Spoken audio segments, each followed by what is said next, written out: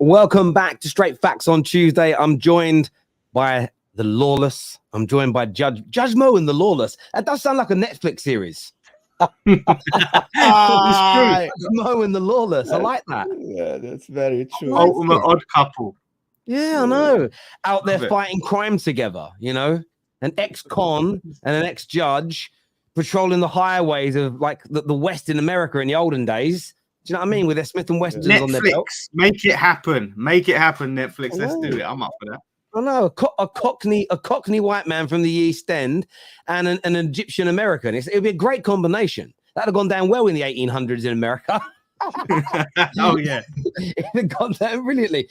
But viewers, let us know how you all are today. Make sure you're smashing like buttons. Make sure you are subscribing to the Football Terrace as well. Also, check out my new channel, The Squad. New content coming soon, so you got to be signed up to it. Obviously, we're going to talk Arsenal today. Can't not get it right. We're going to be talking Jamie Carragher, and I can't believe he said what he said. I can't believe it. We're going to be talking about Jamie Carragher. We're going to take a little look ahead at the FA Cup games this weekend as well. But I wanted to start off with my beloved Manchester United. I know I'm on loan for the rest of the Premier League season to Arsenal, but that's only really to protect any bit of support I can give to Arsenal to help them win the Premier League. To protect my club's legacy is really important to me. So I want to start off, though, with the lies surrounding Man United. And the first one, I want to get into the stadium later because I've got a real Tory rant to go into on this. But I saw this story today, and it said that a source close to one of Man United's players claims Mount's move to Manchester United was not for footballing reasons. Now, I want to ask you two boys a question. I'm not saying he's that good a player, but surely it wasn't to sell shirts when he made some Mount. What is this journalism? Yeah, are they saying that on his end he hasn't moved for football reasons, or Man United haven't signed him for football reasons? I read the article. It literally has that. You know, normally the aggregators online they put a sentence or two from an article, but you've got to read it. That's literally what it says in the article. So Mason Mount returned from injury, and there's all these hit pieces essentially saying that he doesn't fit in. That the club haven't signed him for footballing reasons, or the player hasn't come for footballing reasons. And I just thought to myself, the gutter press at its best. Like, you're suggesting, and I want to give you my take on it as a United fan first, actually. So Mark Goldbridge got a lot of crap this week from journalists saying multiple things. But one of the things they said about him is that you can't be angry at players or make claims about managers or have an opinion on the football club, realize you're wrong in 6 weeks, and then just apologize for it and think it's going to be okay. And I'm sitting there and I'm like, but most of the time we have bad opinions because of the stuff you tell us. So let's just now say Mason Mount, we all believe Luckhurst and go, he only joined us for money. Is that not going to make some Man United fans turn on Mason Mount because we think he's only joined for money? Only for in 5 weeks' time, the same journalist to retract it, or the player to come out and say this is absolute nonsense, or a better source than Samuel Luckhurst to say this is a lie, for us to go, oh, so we were angry for 5 weeks for nothing. The media attack fans, and they are attacking fans here, for getting angry at players and angry at our clubs. At the same time, they feed us horse shit like this. I don't know. Maybe I'm wrong. Maybe I'm reading it wrong as a Man United fan. Maybe I'm being oversensitive. But it just feels like a double standard to me. They have no right to take the moral higher ground over anyone, the journalists. These are the same people that will sit there and slate fans for wanting their manager out, but then write endless articles about, potential replacements and all these other stories that destabilize their jobs. You know what I mean? It's a complete hypocrisy. So they can't take the moral higher ground on anyone. And it's more just weird speculation. I mean, what does it do? There's nothing tangible there. It's he didn't move for footballing reasons. Okay, well, I mean, the guy's been injured most of the season. I don't see how this does anyone any benefit, and I don't really. Man United are paying him, just for clarity, Man United are paying him less than Chelsea offered him in salary as well. So he turned down more money at Chelsea to be a Man United player. So yeah, it's just crazy. Sorry, Mo, you were going to talk, bro. No, I was just, you guys are asking about the journalists and the talk, and I think the talk would be, if this is true, what is happening at Man United? How did this player move from Chelsea to Manchester United? If you aren't joining a football club for a footballing reason, why are you joining the football club? Why did the manager not speak publicly? That's one thing. Why nobody spoke publicly about this and say that this guy shouldn't be joining the club. And it goes on to the Glazers and all the people that were running the club and all the stuff. But why didn't the managers, if this is true, if we're assuming that this is true, why didn't anyone say it? Why we're hearing about this now? Why this saga was going for 2 months in the summer about the transfer, 70 million, 40 million, 45. And at the end, you're telling us that this player isn't here to play football. What is he doing at Manchester United? And are every other player joining Man United for footballing reasons? What if this is not the only Manchester United that didn't join for a footballing reason? What is happening? What if Jadon Sancho wasn't there for a footballing reasons? What if what happened to Jadon Sancho is related to this? But I understand that we've signed players that I think have had a real commercial spin on them. Ronaldo, I think you could put Sancho into that category because he was such a popular player. So many people love this guy. But Mason Mount isn't a commercial signing because it was met with frustration from Man United fans. It was definitely a footballing signing. Not that I agree with it, but the manager saw a player that he thought he could get the best out of in a central midfield position. Now, we all disagree. We don't think he's good enough to do that. I assume you two feel relatively similar about Mason Mount. But he turned down more money from other clubs to join us. The manager wanted him for footballing reasons. So this article comes out of nowhere and is crazy. But the reason it really stood out to me today is the player has been out for months, not a word from journalists about him. He returns to training and this drops instantly. The timing is impeccable, of course. And the most embarrassing part about it is these same journalists are attacking. I know Goldbridge got it in the neck the other day. By the way, for lies within that, you only got to listen to what Mark Goldbridge had to say, and then it's all now emerged. Actually, Man United players were not angry that Rasmus Højlund was on the United stand. They bantered with him for doing it. It was jovial as opposed to they were fuming. So the truth then comes out in that regard. And of course, the truth was going to come out because, as Mark Goldbridge said, because we didn't kidnap Rasmus and do an interview. It was done at the training ground in front of multiple other players and people that saw it going on. The idea that this was this big conspiracy that took him months to get involved in, and the way the journalists kind of attacked him, but then I think the wider fan media, and I saw a lot of content creators kind of jumping on the bandwagon and attacking Mark. And me and Mark have had a lot of crosswords in the past and a lot of problems with each other. But I don't like my industry, which includes you two, being attacked. The idea that, and I understand that sometimes when we're angry, we say things on camera we might not say if we were calm. We might not say a day later, let alone 6 weeks later. But I always think it's a good thing that if we get something wrong, we say, I'm sorry about that. We address it. We actually make full content on apologizing for things. Newspapers write a paragraph somewhere on page 72, right at the bottom under a bit of advertising, to correct a mistake they've made. And they've got the audacity as an industry to call us out because, of course, we make mistakes. So when you write flannel like this, when you like bullshit like this, and comes on to the next one about Man United, which I'm going to back my club on this again today. Have you two seen all the stories about not the Glazers, Ineos trying to take taxpayer money to build the stadium? Yeah, I had a read they of said that beforehand. that. Yeah.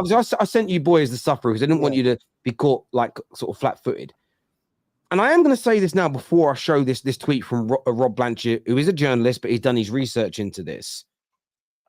If you're a Liverpool fan, an Arsenal fan, a City fan, whoever you support, and you're out here, and I've seen many fans from those clubs do it, attacking Man United for wanting taxpayer money to build a stadium, you're doing the Tories' work. You're being a Tory. And I'll tell you as to why you're being a Tory. When I read this here, it made me a little bit sad for the state of football, really.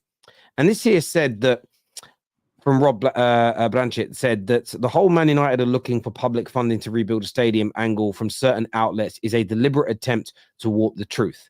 What Manchester United are specifically doing is demanding regeneration of the local area around the footprint of Old Trafford. And then this is the sarcastic bit where he says, all those areas in the north impacted by the government cuts to local councils and services, the mystery levelling up, as they call it. No one at Manchester United is asking for taxpayer cash. It will be a public and private endeavour.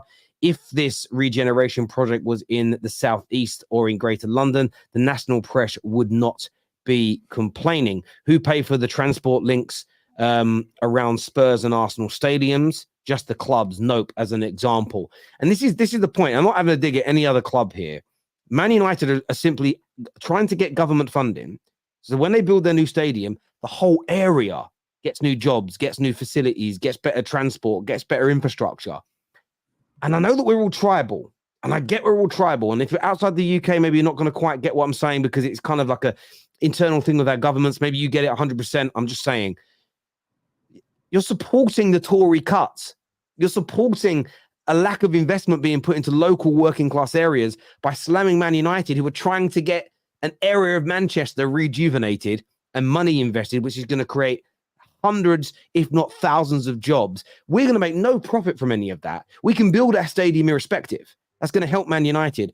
And I just thought to myself, what a shame it is that because people hate my club so much, they get duped into doing the Conservatives and the Tories' work by the lack of funding that goes into the working class communities in and out of our inner cities in this country. And I wanted to highlight on this show that we call straight facts, because it's an absolute disgrace, the amount of people that claim to be working class that are out there doing the Tories' work by propagating this lie that Man United are trying to get you and me and everyone else who pays tax in England and the UK to pay for a stadium. And I wanted to get it off my chest because it really frustrated me, these lies that are being perpetuated about my football club. It's interesting for me. I look at it and I completely agree. And look, as someone from London, I can look and see the North does not get nearly as much funding and money that they should do. And there's a lot of those areas that are really deprived up North. And yeah, I think it's right that the government should be developing those areas. The way with this one, it's kind of interesting because I look at it and I see Man City and Newcastle. Obviously, they come and got mega owners. I think their owners have put money into the local area to help develop. So I don't think it's completely crazy to expect or to hope that Man United would contribute to maybe not the whole wider area, but at least the immediate area in and around the stadium and trying to do a bit their part to develop that area and then get an injection from the government. I think the government should be potentially looking at all different areas around the stadiums. Obviously, because Man United have got a takeover, you know, and they're trying to develop theirs, you know, other people like Middlesbrough and Burnley and all these other areas, they might look and go, well, why do they get the money? Because they've got a takeover and they're doing their thing with their stadium. I think there's that aspect to look at as well as of fairness for everyone. I don't know how you feel about that, Terry, but Listen, that's the one thing that I look at. I'm not from the UK, but I wanted to raise 2 points and I wanted to ask questions for me to get it right. Number one, West Ham went to the London Stadium. It was given to them. Am I wrong here? Did they pay for it? It was given to them. We tried to pay for it, but Spurs and Leyton Orient piped up and protested, so we had to rent it. Yeah. Okay. Yes. But they rent. But what I will say, you rent it. You do rent it, but the level of rent is like astronomically cheap. If that makes sense. That's what I heard. I heard it's probably a gift. And am I wrong in saying this? Because this was a debate years ago. You don't pay for the police either. The local authority does, right? No, we don't. But we also don't. Yeah, so I believe the local authority pay for it. We don't also get the catering and all the finances, so we don't get all of the match day money either. So they get okay. There's a split there. Okay, well that makes it. Yeah. So that So that I just wanted to this, but however, Terry, I wanted to raise a point here. Manchester City owners, they developed the area. I went to the stadium, to the Etihad once. The area looked. They showed me pictures. I saw pictures from before. They developed the area. They paid their money. They paid their club money, if I'm not mistaken. They didn't get funding from anyone. That's not true. That's not true. I mean, their stadium is. This is what it said. That they paid for the stadium from profit. Okay? No, the stadium was given to Manchester City after the Commonwealth Games in 2002. It was paid for by the taxpayers and it was gifted to Manchester City. So the stadium was never purchased by the owners at any point. So they never developed that stadium, the Etihad Stadium. They never put money. So they're looking to do things now. So the development of the stadium that they're now doing is being funded by them. The same as the development of Manchester United Stadium, and anything that we're going to own in that area is going to be paid for by Manchester United. Okay, that's what I wanted to make sure of. Yes, yeah. It's absolutely you will pay. It's not going to be a gift to have a fair level. What Man United are essentially trying to do is we're going to do the stadium irrespective. What Man United are trying to do is get the government to invest money in the area being redeveloped. So, for instance, when London 2012 hit, that was all government funded.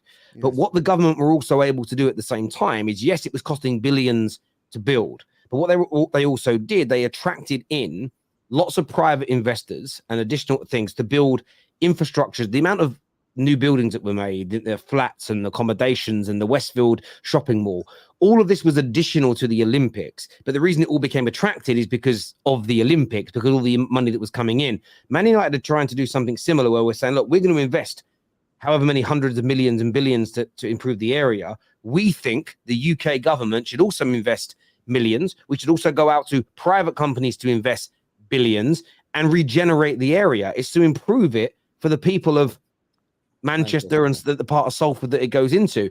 And for me, that's a good news story, because that is going to generate jobs. It's going to generate new homes. It's going to generate lots of things for everybody. And my club's going to get a really nice stadium. But it's been twisted into Man United are trying to take taxpayers' money to build a new stadium when they have a billionaire owner. And it's just not the truth in any way, any shape or any form. And I'm disgusted. Again, the journalists will say fans horrible because we attack people. When it turns out in 6 months, we all find out the truth that Man United didn't take any money, there'll be lots of people that go, oh, I'm sorry I said that. These are the same journalists that think that fans shouldn't be apologizing for getting it wrong. Well, give us the fucking truth and we won't get things wrong, will we? Or shut the fuck up. It's as simple as that for me. Like the lies around again, any person in the UK, I was going to say it again, that is backing these lies and these stories, you are a Tory. And you know how much of an offence that is to be called in this country. You're doing the Tories' bidding by doing this, as far as I'm concerned. But viewers, let us know what you think. This here says the redevelopment of an area should always be a business-government partnership. However, this is a local government issue, not the national government.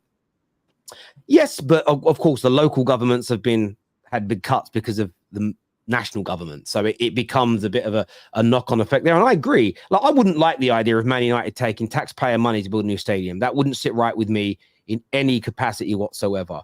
But encouraging the local area to be redeveloped, more homes, more places of work. They're talking, because what they want to try and create is like a Wembley of the North, and have more there. And I think that's a really important thing to do.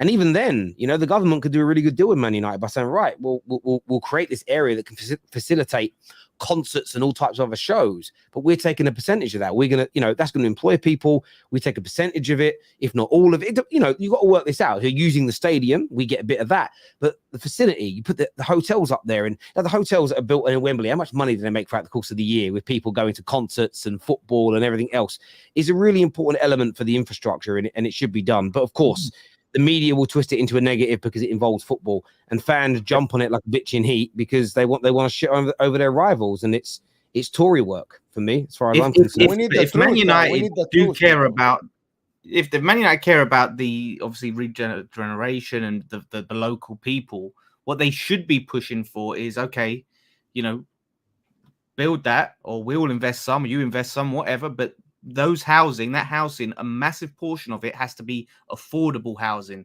because living in London over the past, most of my life, I've seen the area change and get gentrified and people pushed out because they can't afford to live in the area.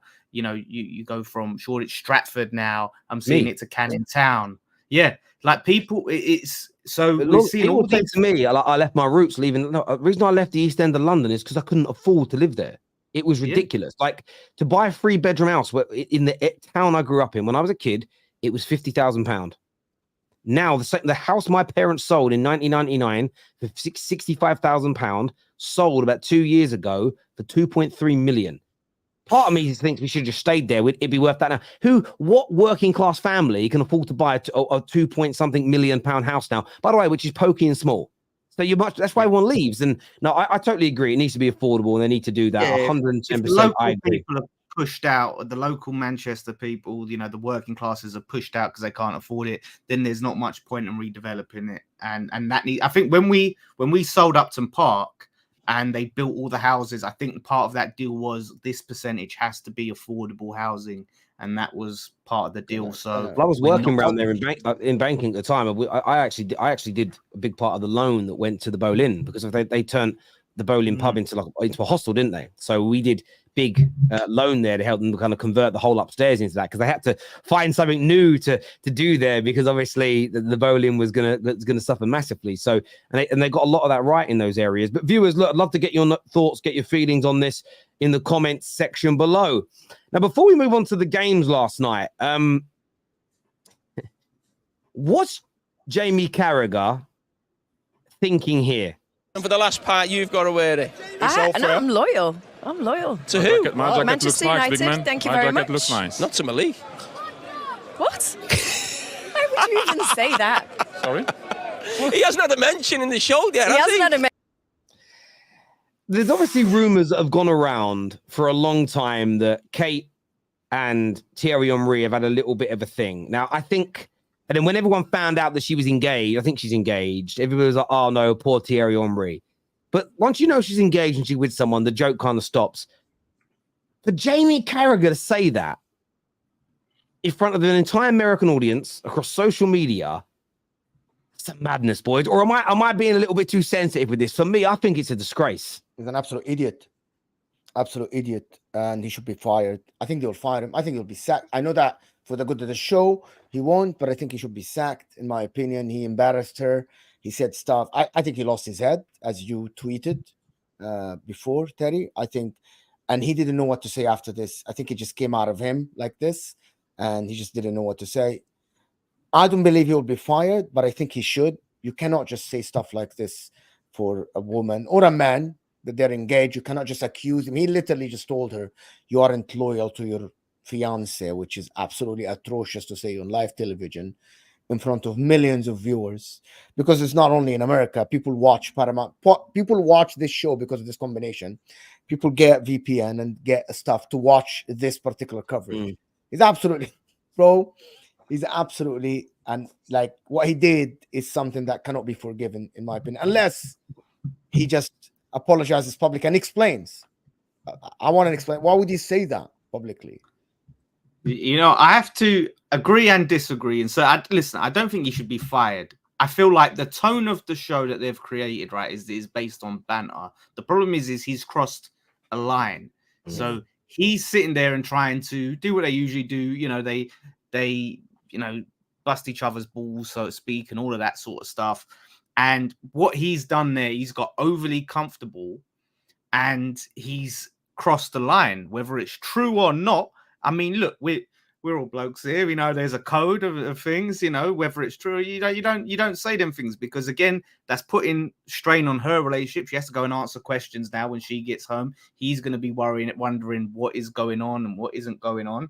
And yeah, he's just gotten too comfortable and really crossed the line. I think that's the problem, man. But because they've built up this whole thing of, you know, bantering each other and all of that stuff, things are like that, you know, and you see, man, banter can go too far at times. But yeah, he's completely bang out of order there. Like, there's no excuse for it. And something needs to happen where, whether it's private or public, where he talks to the guy and say, listen, I pulled that out my ass. It was just trying to be banter, because it's putting strain on a relationship. And it's out of order, whether it's true or not. I don't particularly think it's true. Do you know what I'm worried about first? Is that why is he wearing an Arsenal shirt? I think Saka made him put it on. Why is he? That's the biggest sackable offense. Why are you wearing another club shirt? Wearing that. If Terry comes on a show where like this shirt or that shirt, would be called out. Why Jamie Carragher isn't called out for wearing an Arsenal shirt? Do you know what I think's happened? I think this thing with Kate's Abdo has kind of overshadowed it a little bit. And I agree with you, boys. There's a time and a place for a joke, but there's one or two things that have gone on here. There either has been an affair, and Carragher knows about it, so therefore you keep your mouth shut. And you don't out people in that way, especially not publicly. Or he's very aware of the kind of social media rumors that there was. Look at the way they get on. Because we do know, there's some people do it as a joke, but we do know that we live in a world where if a man and a woman get on and smile at each other and talk, a lot of people see it as, oh, what's going on there? Because they're very immature. You know, I've had it a lot when I used to work.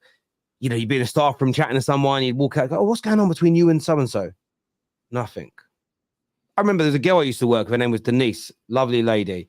She had really bad cramps due to being her time of the month. And she said something in the staff room talking to the girls, but I need some cranberry juice. It always helps me. And I went out to the shop and I saw some and I bought it back and gave it to her. Everyone was like, oh, is there a thing going on there? I'm like, just was being nice. Like, I just don't see that as a weird thing to do for someone. I knew her like 7 or 8 years at that point. We'd worked together a long time. But Jamie, either way, if there was something going on, you keep your mouth shut. If you're aware of the rumors, you still keep your mouth shut because you don't want to add fuel to the fire. It's disrespectful to Kate.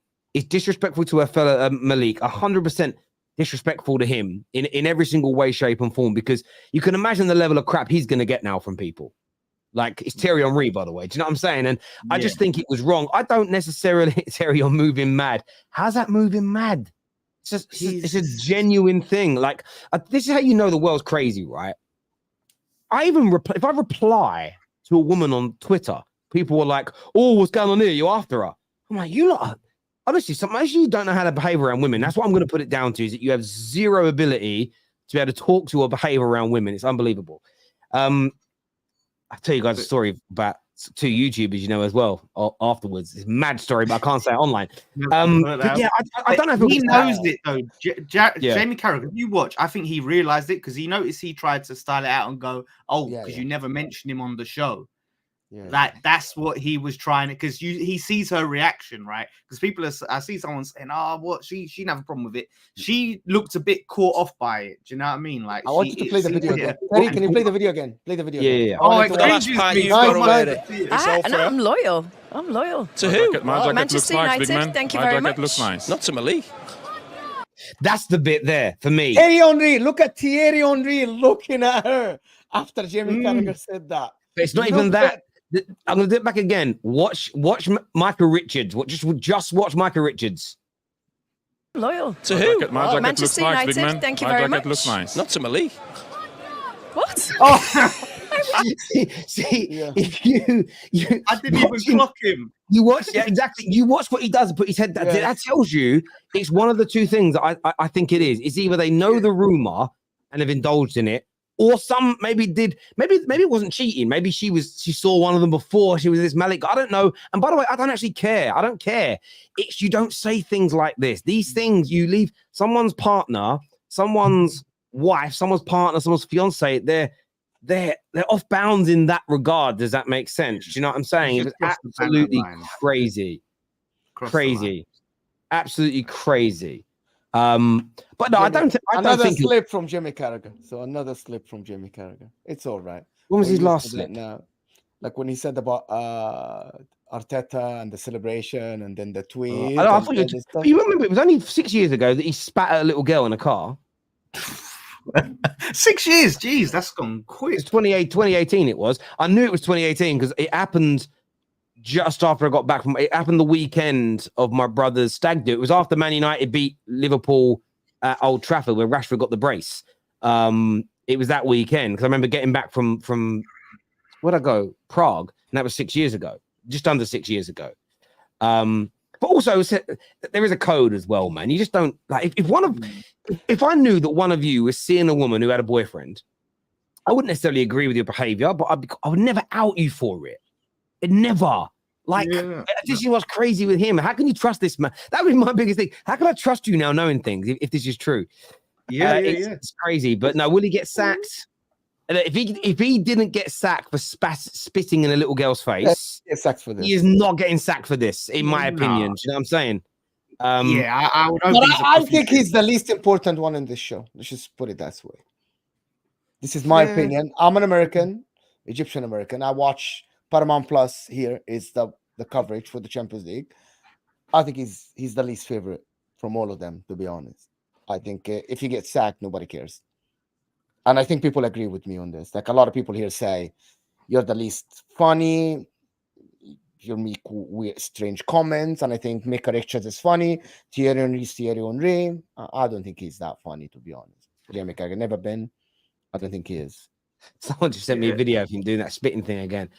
It's actually mad when you watch it back. It's like head loss. It's like, what are you doing, bruv?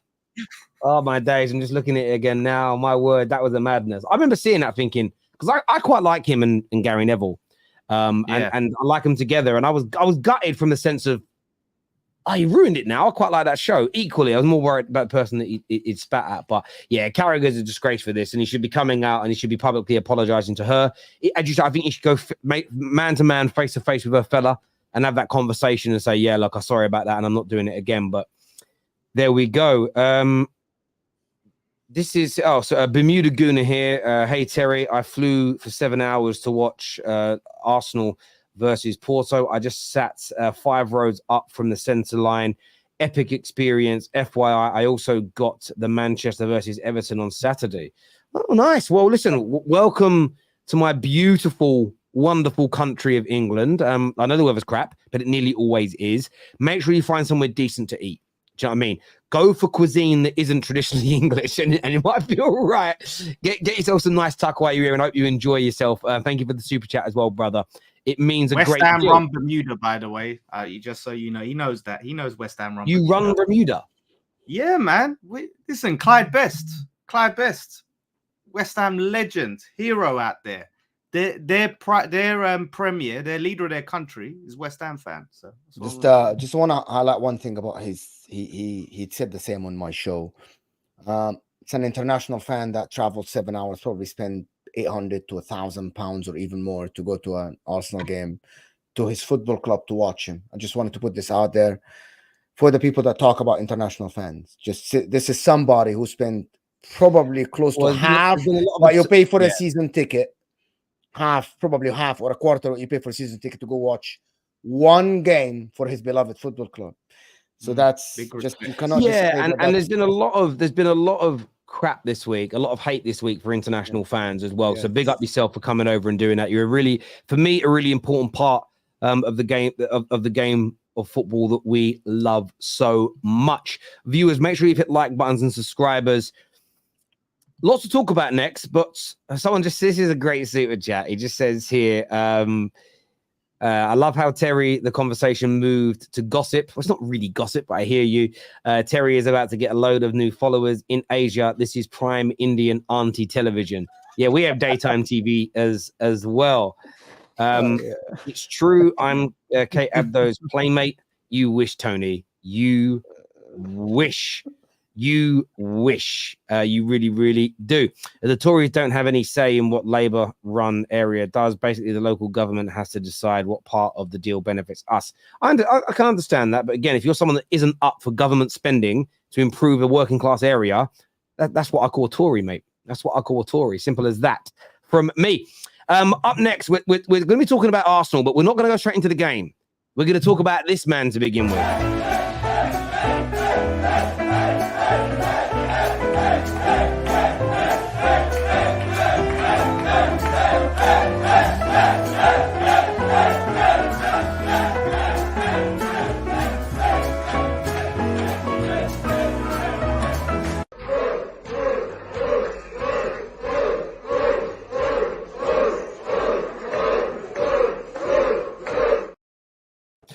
He has accused Mikel Arteta of abusing his family. Obviously, 3 weeks ago, he was dancing and partying with a cigar at halftime. Very strange behavior for me. But he's now come out and accused Mikel Arteta of abusing his family. Question is, but I'm going to go to Lawless first on this. Do you agree? Do you believe him? Do you think Mikel Arteta got a little bit personal? Well, I mean, this was shortly after he was a victim of assault from Havertz there. Pushed him. Just without any cause whatsoever. He seems, it is hard for me to believe. I don't like Mikel Arteta. I think I can believe Mikel Arteta would do that, but I could also believe that this guy would make it up based on previous. I think he said stuff about Pep, and Pep said this about my country, and all of this sort of stuff. Yeah, he's accused Pep in the past, and he's accused Thomas Tuchel in the past of fairly similar antics. Strangely enough, it's always been after the leg where they've lost, not a leg where they've drawn or won. But that just might be circumstances. Could be taking heat off of his team as well. A lot of people talk about this when managers, Mourinho was one for this, when managers come out and say mad stuff. Oh, they're taking the tension and heat off the players. Maybe that's what he's doing here. And, who knows? Or he's just off. He's unhinged. Maybe he's just unhinged. Bro, he's a sore loser, to be honest. He's just a sore loser. Instead of taking the loss and just saying, we played well, we lost in penalties, we played one of the teams that's supposed to be the top of the Premier League and all this stuff. He's just a sore loser, to be honest. Yes, he played for Inter before.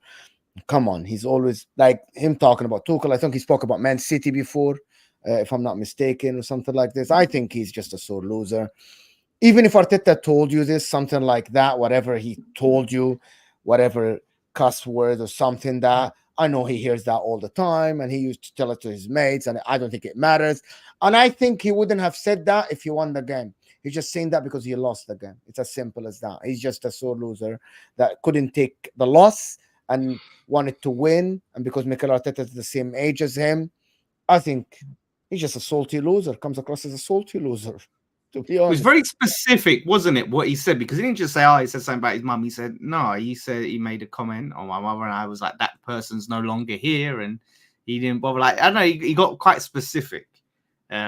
But it's hard to believe it. Arteta hasn't come out and said it isn't true. Let's just say that for a fact. He hasn't denied it. He hasn't confirmed it, but he hasn't denied it. So obviously we'll have to see. Because if he comes out and says, yeah, I said it, and what? I might, you know what, I'll respect it if he says that. I believe it happens. By the way, I believe it happens all the time, people. I believe it happens all the time. I really believe it happens all the time. I remember when Pardew players. Come on, Pellegrini, an old see you next Tuesday. Pardew and Pellegrini, that was classic. Yeah, what a ledge. Yeah, I think these type of things happen a lot. I think it's something that you just take on the chin and move on from. This kind of, it's this weird, it's like a victim mentality of, I'm gonna try and make people feel bad for us because Arteta said something he shouldn't have done, and it's part and parcel of the sport. I played and competed at sport at a high level, and in moments you say and do things that you wouldn't do outside of that environment. Football fans, fight fans, rugby fans trying to act like this isn't normal. It tells me you've never played sport. It tells me that you've never been competitive. It's part and parcel sometimes when you're in that heat of emotion. Does it make it right? No. But is it abnormal? Is it, oh my God, I can't believe this happened? No. I think what's weirder is talking about it. Unless it's something bigoted. Do you know what I'm saying? Racism, sexism, homophobia. Maybe then. Do you know what I mean? And probably then. But he says something about your family. All right, cool. What he probably says something like you're a disgrace to your family. And it's one of those things as well. Sometimes people turn around and say things. There was a thing on I'm a Celebrity, Get Me Out of Here over in the UK, where someone turned around and said, I'm old enough to be your father, in a polite way. And I don't think he knew that the girl that he was saying it to, his father had died. She got offended. My dad's dead.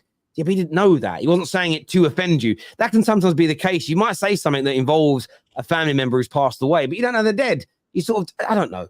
I just don't think loser, it's to be honest. What a loser. What I've seen, what a loser. What a loser, bro. Come across as a loser, bro. He does come across as a loser. That's what I'm saying. It's like, take it on the chin and move on. Yes, but you get a lot of people like this, and I know where you two get where I'm coming from with this. They make mistakes. They do things wrong. They show their asses. They get embarrassed, and they put the victim mentality on. They look like losers, and they start blaming everybody else for their problems. That's just loser mentality. It's as simple as that. Yeah, I hear that. But there's been a lot of crap. There's been a lot of crap since yesterday come out about Arsenal. Everyone going, why do they celebrate? Why are they giving shirts to the fans? Jamie O'Hara saying they're the worst team remaining in the competition.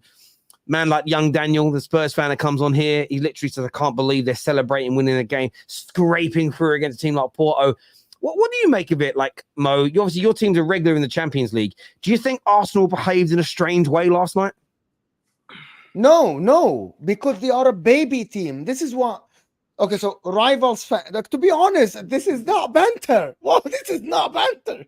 Rivals fan will tell Arsenal. Lawless loves this. He's like, oh, it's not me saying it. Rivals fans, this is what it is. Rivals fan tell Arsenal you must win, but they have no experience. We saw them against Porto in the first game. You saw them against Porto in the second game. This team is a young team, no experience in the Champions League. Guys, this is Arteta's first ever knockout stages in the Champions League coaching job, ever. Imagine that. And it's not that he has 10 years of managerial experience behind him. The guy barely managed 4 or 5 years in top football. So for me, I think this is good that they celebrated. It's an achievement. 14 years. Bro, there are Arsenal fans that are 20 years old that they didn't realize football and they never seen their team in the quarterfinal of the Champions League. Just imagine that. 20 years old and 18 years old. Some of them are in college that never seen Arsenal go to the quarterfinal of the Champions League. Of course they have to celebrate like this. It's an achievement for them. Just reaching the quarterfinal is an achievement. everyone told you you're gonna be knocked out, while in the same breath they're telling you, by the way, you have to smoke Porto. Same breath, they tell you you'll be knocked out, but you have to smoke Porto. Same person. For 3 weeks on TalkSport, Jason Cundy was getting angry at Arsenal fans for saying some Arsenal fans that said, I think we'll smoke Porto. He said, no, you won't, it'll be close. Then on his review last night, he said, I really expected Arsenal to smoke them. It's poor, they scraped past them. And I'm sitting there like, amazing. It was it's a beautiful thing to see. I love watching it. I really do. Because I used to join in with all that type of banter. And as I said earlier, I tweeted something earlier about all this banter. And this is the way I would look at it, is this. I'm going to say it's in the right way. Will Smith can never make a joke about another man being a cuck. It wouldn't be funny, would it? Because you're one. And that's how I feel like football banter has gone. Everybody tries to jump on it so much. And now it's become fake. What everyone does is they lie in the beginning so they can have banter in the end. So it's like the people that are now going, Arsenal's title to lose. Oh, you think they're going to beat City at the Etihad? No. Do you think they're better than Liverpool and City? No. Then how is it their title to lose? Well, if I say that now and they don't win it, I can say they bottled it. It's like the banter's not even real. It's like you're creating the banter, and then it's weird. It's like, I don't know. But I feel like on a real note, we've lost a little bit of proper banter these days. I think it's gone. But you can't have it all both ways, right? You can't have it. You can't have your cake and eat it. And this is the thing I've noticed with Arsenal, and what Mo said, I think, is right, because I think the way everyone gushes over Arsenal and hypes them up, it's almost like an underdog. You're treating them like an underdog, right? Like as if, like when Leicester was winning the league, right? It was the most amazing thing ever. Oh my God, Leicester have won the league. Leicester in a title race. Even just them being in a title race is amazing. Wow, brilliant. This is unbelievable, right? Would same way people treat Arsenal for being in a title race, for now getting to the knockout stage. But at the same time, we have to acknowledge Arsenal are the third biggest club. They're this giant. Like, we want it both ways. So what is it? Can it be both? Are they an elite top club? But also, is it amazing? Do we have to? Is everything they do? Wow, that's amazing. Or is it just? This is just what a top club do. What are you, lawless Munster town now? Is that lawless? It's a mixture. It's a mixture. They are the third biggest team in England, irrespective of how good or bad they are in this particular moment in time. At the same time, when they're written off all year by the media and by rivals and by some of their own fans that they won't progress to the latter stage of the Champions League, they are now there. I remember in the summer, their fans saying, I love the quarterfinals, maybe a semi. No chance, you won't get there. They've now made it to that point. Equally, a lot of people said last season was a flash in the pan. They won't challenge again this year. They're top of the league midway through March. They'll be top at the end of March. If they beat City, they'll be top at the beginning of April. So they've already disproven people. They've already proven people wrong, irrespective of winning a title or not this year. They've proven the majority of their detractors wrong. So I don't think you need to gush over them and say, if you don't think they're amazing, say they're amazing. But this was a team that 3 years ago, everybody laughed at of having any single chance of getting anywhere near the top four race, let alone title race. They got beat at the beginning of the season by newly promoted Brentford, and we all joined in and laughed. Their growth in that time to being two seasons running title contenders, which shows a consistency in their approach, to making it through to the latter stage of the Champions League, by the way, for the first time in 14 years. Even when they were getting into it every year, they were from 2010 until 2016-17, where they failed to qualify. They went out at the last 16 every year. To not recognize their growth and to like play it down, I think it's crazy. So this team is I wouldn't use the word baby team. I'd say probably fledgling, but same difference. They're a young team. They're an immature team in terms of the experience at the highest level. Therefore, they will get praise that Arsenal teams of old wouldn't have got. But they're not the same Arsenal anymore because they fell off for the better part of a decade, 2 decades. So I do think both those things are true at the same time. I praise them because I think they're a very, very good football team. The same as I was praising Liverpool and City through 16, 17, 18, 19, 21, where they were really hitting their pomp and stride. I'm going to go back and look at the terrorist titles and thumbnails from them. I'll be honest with you. The thumbnail, the titles will be different because the whole scary thing was an idea I had a year ago of, and it wasn't my idea. I'll be very honest about this. My YouTube manager said, you got to shorten your titles, make them more like this. So he said, instead of saying things like Arsenal look dangerous. He said, they said to me, what, how do you feel about saying it's dangerous? I said, all right, scary. He went, there you go, right? Arsenal scare me. So they're a little different, but go back and watch what I said about Liverpool for a 2-year period on the terrace back in 2018 to 2020. Said they were the best team in the world. I have consistently defended City when anyone said that Pep's a checkbook manager. I've said they're the best, even this year, said they're the best team in the world. Even at this point, I still think they are on their day. There's been a lot of praise for those teams. Go back and watch my match reaction in 2019 when Liverpool came back from behind. I was sitting in a hotel room in Manchester. I was having part of my tattoo done out there, actually. Just saying, look, I want to hate on them, but I can't. Amazing comeback, one of the greatest comebacks in football history. So I've consistently praised rival teams. Go back and ask Chelsea fans when Tuchel came in up until they kind of fell out that title race, how good I praised some of their business, how well I said they were doing. I've said a lot of positive things about a lot of clubs when they're doing well. But the only team I've ever had a genuine backlash against praising has been Arsenal. They're the only ones. And it's not just me, it's anything, anywhere. I've never seen so many people angry at a club that are very good at the moment, being called very good at the moment. I haven't even, by the way, predicted them to win the league. Liverpool are my favourites. But still, I get, how dare you write everybody else off? We'll watch my Liverpool content then. Like, I think they're the favourites right now. But I think they're the best team in the league now. Who? Arsenal. Really? Yeah, 100%. The Liverpool are favourites because of the fixture list. But if you're asking me who's the best team in the league, it's Arsenal. I believe the Champions League is a different sport. It's different brand of sport than the Premier League. You play in West Ham or you play in Brighton or even you play Manchester United is different than you going to play Porto. You play in Dortmund, you play in Inter, you play in Real Madrid. It's completely different. Man City learned this the hard way. Man City dominated the league and got knocked out from teams year in, year out, right? Man City were superior to Chelsea. Thomas Tuchel won the final. The Champions League is different. So I treat both as different competitions, completely different. We saw that against Porto. Not a lot of teams in the Premier League will be that courageous against Arsenal, especially at the Emirates. Porto came to play yesterday.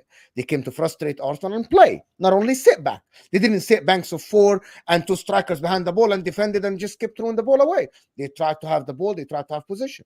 So that's completely different. In my opinion, Arsenal in the Premier League, they are at the current moment the best team. Everything says the same. Everything says this. So them not winning the league would be a failure, Mo. If they're the best team. No. So you are mixing both. You are trying to put pressure. You are trying to put pressure, but you are mixing. Why both. isn't there pressure? I'm going to tell you. I'm going to tell you why. Because they are the best offense. They have the best defense, right? They have the best stats in every metrics. In the last, like about 2 months since January started, they have been the team that is faultless. They haven't done anything wrong. They smoked Liverpool. They played against West Ham. They smoked West Ham, Newcastle, different types of teams, home and away. So they are the best team now. Would you want to say on form? It's not only on form because they are top of the table, right, by goal difference, and they have the best offense and the best defense. So by definition, they are the best team. However, they still have Man City to go to the Etihad, and they aren't favorites to get even a result at the Etihad.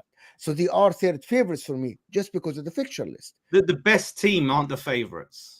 Of course. Is that what we're saying? Because so but if they're better than Man City, surely why aren't they favorites going because they're going to the Etihad. So let me answer this very simple, Lawless. How many times Man City were better than Liverpool and still went to Anfield and lost? Many times.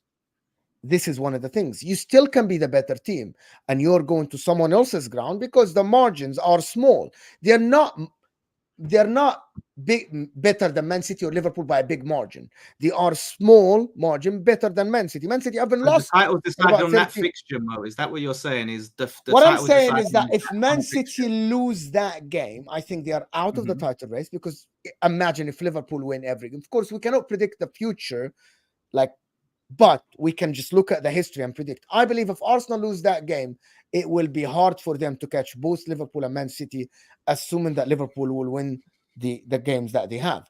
I believe this is not a title decider because Liverpool are still in the game, in the play. But I believe this game will decide if Man City or Arsenal will still until the end, will move ahead of the other one. That's what I believe. I don't think you can ever write off Man City. But I will say this, and Terry made a point about Jason Cundy, and yeah, it speaks to a lot of fans, you know, that will say, yeah, you have to smash them, you know, and change the narrative after. But the same thing, that's the same thing Arsenal fans do, because they will go in and say, oh, we're gonna, and I see it, loads of comments, we're gonna slap them when they come to the Emirates, we're gonna absolutely slap them, and when they don't slap them, it's, oh yeah, we beat Porto, we're through to the next round, we're this, we're that. So it works both ways. Like what you're saying, Terry, about how rival fans are with Arsenal fans are about Arsenal. Do you know what I mean? Of changing the narrative. But that's where the banter works. So in my opinion, that's where the banter's funny. So for instance, if you've got all the screenshots ready from lots of different people who have said we're going to smash them 4 or 5-0, then it's thought you're going to smash them. Thought you're going to smash them. Thought you're going to smash them. You can't say they're going to get knocked out, and then when they get through, say, yeah, but you only scraped it. That's not banter for me.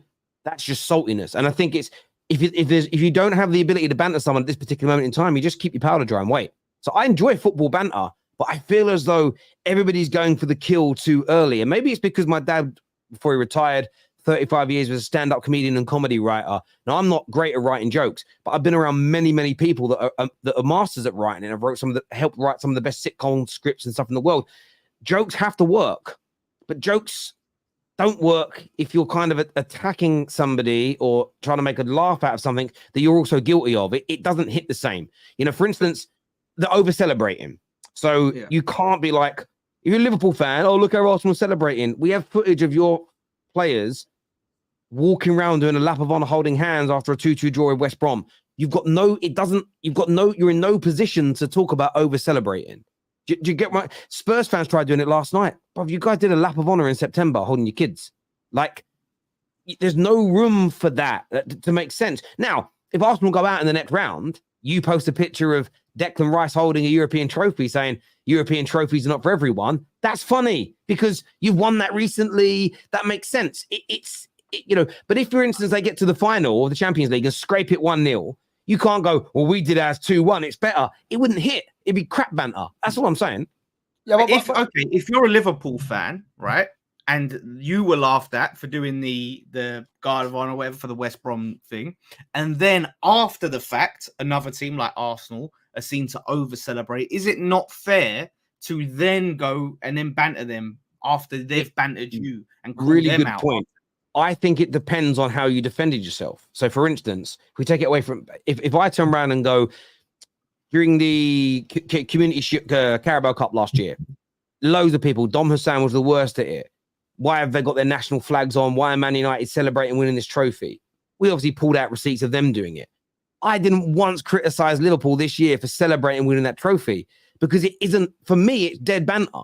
And the reason why it's dead banter is because there's a great comeback that's going to trump mine because I've done it before. The whole "is this you" kind of comment outdoes you're getting done. And it's a bit like trying to heckle. If you try and heckle a comedian, you're going to get done, right?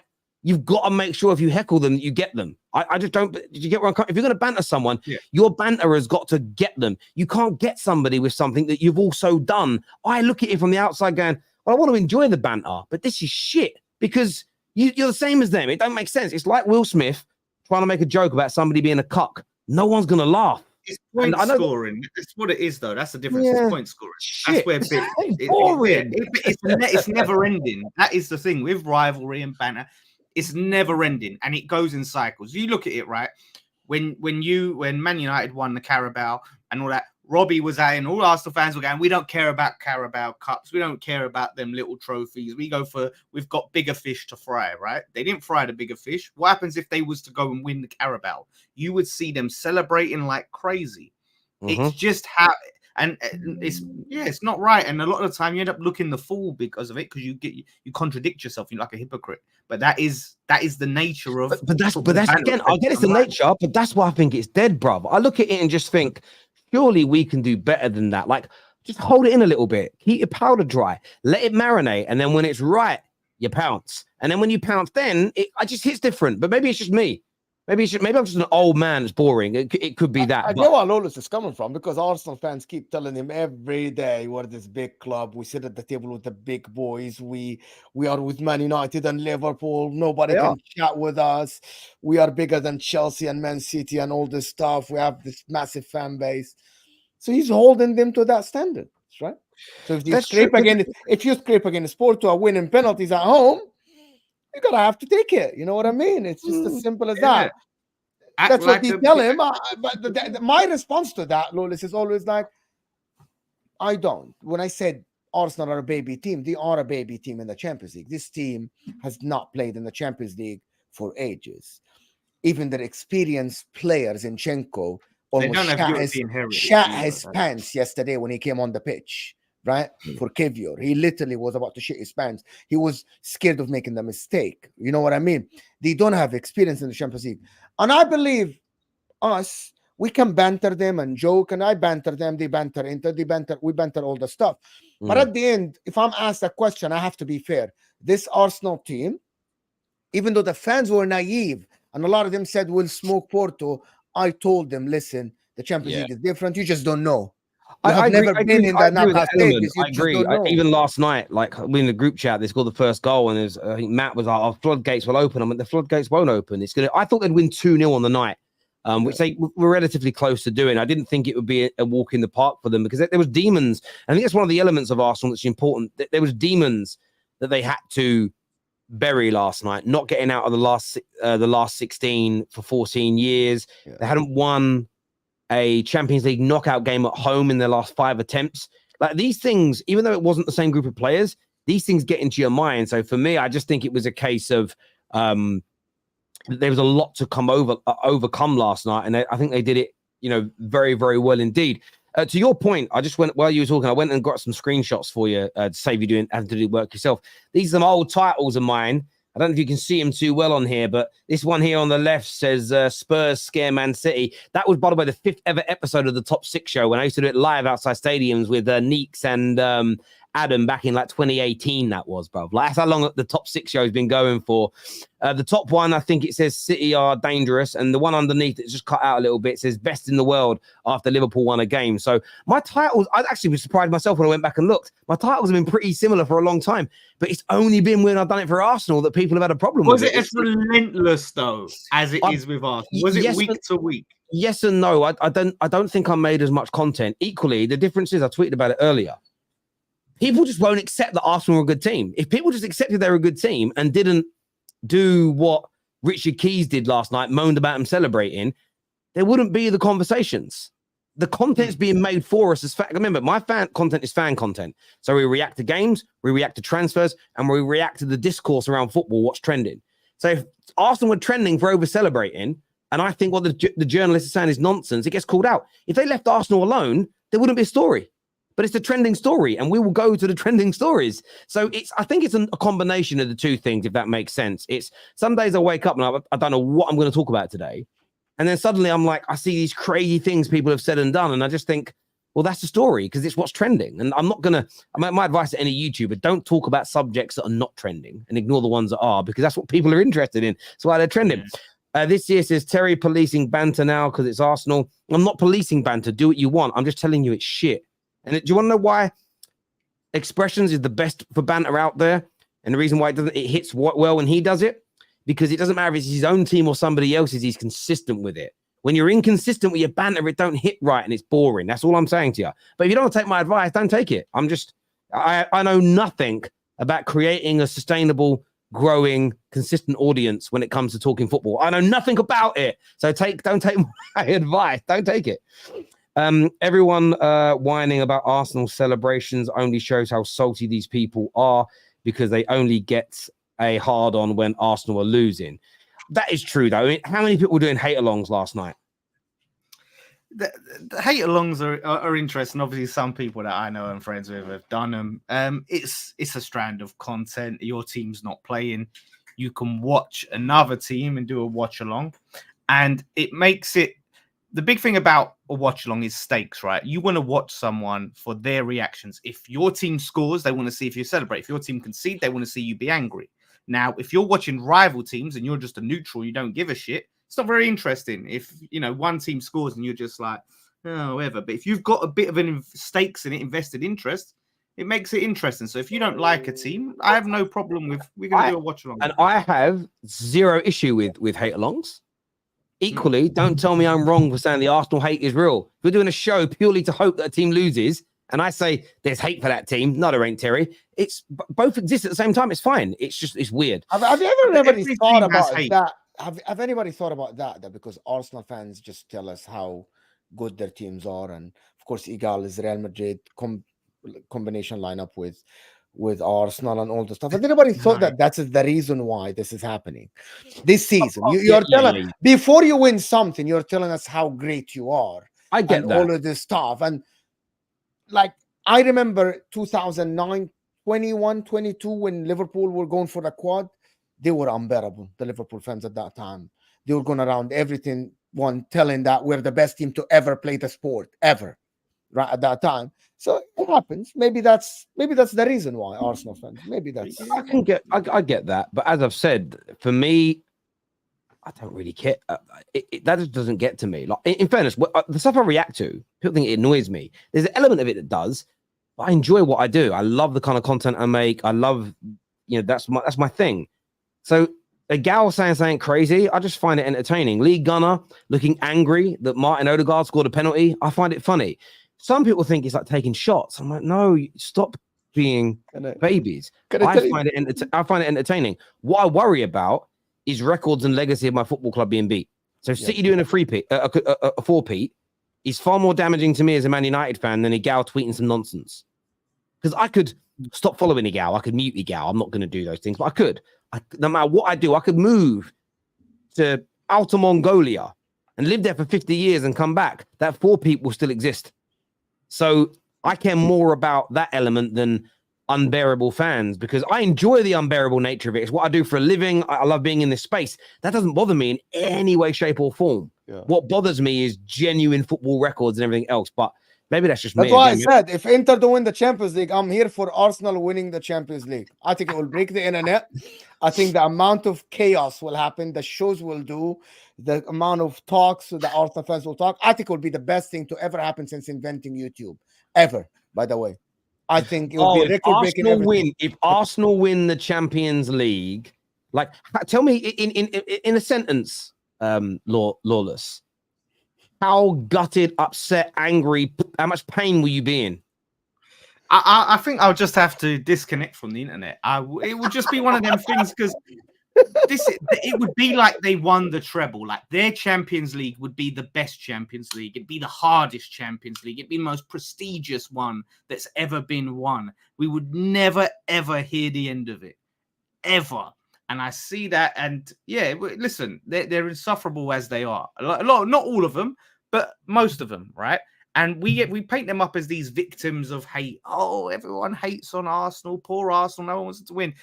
I follow and I'm cool with Arsenal fans. Like I don't know name that Bavs, Gunnar King, Igal, even who they're doing well. They're constantly tweeting about Chelsea, about Man United, yeah, about all these other teams and how crap they are, and we're this and we're that, rather than just enjoying their run. These teams that are nothing to do with them right now. So you can't blame fans that they're riling up and they're giving it to for preying on their downfall. Now, listen, people think it's the Rice thing why I don't like Arsenal. I've not liked them since I was young. Like I said, growing up in East London, there's a big postcode thing. There's a big, represent your end of London. And I took issue with people from East supporting a North team and then going around repping East. I took issue with that. So that started from there. Then social media came, and then that real dislike and hatred was really baked in with the rise of social media. Yeah, it's real. You said it. Hatred. It's that's fine. But that's what it is. Football is built on hate. It is built on hate. And I agree. And I just find that's really interesting as well about it. Part of the reason why I call out Arsenal's is one, I see it. Two, I want a bit of credibility when my team comes back. Because at some point, Man United will become a good team again. It might be in 10 years' time, but at some point it will happen. And if you think from my perspective, I think what Arsenal are going through is bad when it comes to Man United, because all of you hate Man United even more, plus the northern teams, the international teams. Even as a West Ham fan, like I've been away. I haven't been to the new stadium actually, but I've been away at Upton Park maybe 10 times in my life. That was every bit as ferocious as going away to Anfield. Genuinely, the way they were with us. So when I've had West Ham fans now, we don't really care about Man United. I'm like, I've been there, mate. You're liars. Like we have to be escorted in and escorted out more at West Ham away than we used to at Anfield. And I get it. So for me, and I just find it fun. Really. I like kicking the bee's nest a little bit. And I mean, I think we're rivals. Let me just say something. Do you guys or anything like that? It's just because everybody hates success. This is generally in life, and this is what happens in our own YouTube space. People see a content creator doing well. If my title said Arsenal scare me and 17 people watched, nobody would care. But what you get is some that don't like the idea of Arsenal being praised, and then you get the others who are content creators who are shit at their jobs, that don't get views, that don't get asked on big shows or bigger channels or don't get work elsewhere. And they hate on it because they want that's all it's about is that I want that. Oh, poor me. That's what half this issue is about. But I find all of that fun. It's like, because at the end of the day, when I turn it all off and I thank my brilliant community and I go put my kids to bed and I sit down and have a little whiskey and watch a bit of TV or chill my brothers, chill my partner, I don't think about it. I don't think about it. That's the thing. I don't think about it at all. What I do think about is that fucking 4p. I do sit there and it comes into my head. Please don't do it. Some super chats here I want to go to. This says, this one made me laugh. It says, Lee Gunner did a hate along last night. Now, I want to defend Lee here. He was a bit weird with Odegaard. There's no doubt. But if you watch the end when Raya makes a save, like he genuinely celebrated. So you've got to be fair to Lee Gunner in that regard. Arsenal equal the third most trophies in English football, which is true. For now. People hate Arsenal so much they make them trend. This is true. People do hate alongs for Arsenal, but they do pray alongs for Man City or Liverpool. Does that make sense? Like if you're a Liverpool or Man City fan, you'll do hate along when you're watching Arsenal, even though they're title contenders, but you do pray along, so you pray the other team. Boys, what did you make of Jamie Carragher's comment that this rivalry of Liverpool and City is the best rivalry in Premier League history? It's the cringiest one. Yeah, genuinely, it's so cringy. It's unbelievable. Both managers praising each other. Both fans are saying this or that. I think it's so cringy. Actually, yeah, it depends on what you want from what makes a good rivalry. Is it back and forth winning a title? Is it disdain for each other? Is it a bit of both? Because neither apply really to the Man City Liverpool rivalry. Let's be honest. They've both been very good at the same time, but Liverpool haven't been good enough to have a real competitive rivalry with Man City, and we'll see how it ends this season. But yeah, I think it's a little bit too far, and he is obviously biased. I think the only rivalry is Sam versus Man City fans. That's the only rivalry out there. Sam versus Man City fans. But otherwise, bro, I see both fans praise each other, and they're like, oh, he's a great team, the great manager. Klopp is fantastic. The quality of football that Man United and Arsenal demonstrated from 1998 until 2004 was impeccable. And that was done with smaller squads where fitness and everything else was nowhere near this level. You still had to play a very similar amount. We make this weird lie that there's loads more football now than there used to be. It's really not true. Go back and look at the amount of games the treble team played that season because they were in all competitions to the end. The main players were playing 50 to 60 games each. So the league was less competitive, though, from top to bottom, I would say. No, I don't know. With money in football now and the teams. Yeah, but then everybody's got more money. Everybody's got more money. Brighton now are the 23rd richest team in the world. So it's relative. You just see more upsets, though. Don't you feel like you can more see like? No, I don't agree. That's why I think you have more points now. I think the better teams have more points now because there's less upsets. I think there was less points back then because there was a bit more of a competitiveness. But either way, when you look at the Arsenal, look, today's football is very, very good as well. I love today's football. I'm not one of these people that think it's died or anything like that. But that rivalry, Man United and Arsenal played fantastic football. There was us two in races, and there was nearly always a third person involved for a prolonged period of time in those seasons. Both teams won it multiple times. Then you have the elbow and the angst and the anger and the hatred between the fan bases, the managers, the players. You add all that together, that makes an amazing rivalry. What Man City Liverpool needed its Pizzagate. It needed Klopp and Pep getting into a scrap on the sidelines. All of that, I think, adds to the rivalry. Listen, the Vieira starting on Gary Neville and Roy Keane coming down. You didn't even need to be a fan of either club. That is vintage, because that is part of football. And again, you only think the only time you don't think it's part of football is if you've never played football, because whether it's in the school playground, school team, Sunday league team, that stuff happens for real at every single level. So to see that come out at the height of the game, I think it's impeccable. And that's why, for me, the game has changed, Terry, though. If you look at it, you don't see that level. You don't see to level of the Vieiras and Keanes now. You see so many players, they're all mates with each other. I see like Man United and Liverpool. You see it? Like, No. Yeah, I think Lawless, you see it. Lawless, you see in Italy between Juventus and Inter, you see it in I'm Real talking Madrid, Real Madrid, Barcelona, you see it in other countries. You see Porto and Benfica. I think it depends what teams it is. Say, for instance, Man United get back to the 4 next year and we're challenging. And we're challenging alongside Arsenal and City. Between Man United and Arsenal, that will come back. Because the fans will make it. Fans are the bit here. When the fans are nicey with each other, it will translate. Wayne Rooney, would you say in Rooney and Gerrard's era there was a stick between the players, Man United and Liverpool? I would say there was a degree. Liverpool, there was stick there. The reason I say that is that Wayne Rooney. The reason I say that is that Wayne Rooney and Steven Gerrard went on holiday together most years, so they were friends. But the point I'm making is the club still had needle. There were still red cards. There were still facts. Do you know what I mean? The facts argument with the managers. All these things still existed when you had friends. I think it's about the way two clubs view each other.